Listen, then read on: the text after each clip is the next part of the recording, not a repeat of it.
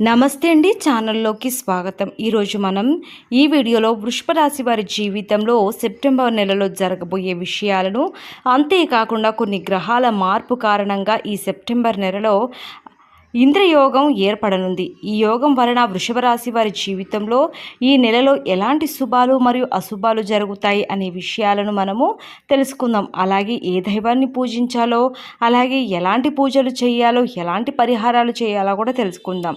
అంతకంటే ముందుగా మీరు మన ఛానల్ ఇప్పటివరకు సబ్స్క్రైబ్ చేసుకోకపోయినట్లయితే సబ్స్క్రైబ్ చేసుకొని పక్కనే ఉన్న బెల్ ఐకాన్ని క్లిక్ చేసి ఆల్ సెలెక్ట్ చేసుకున్నట్లయితే మేము అప్లోడ్ చేసే ప్రతి వీడియో నోటిఫికేషన్ త్రూగా ముందుగా మీరైతే చూడవచ్చు.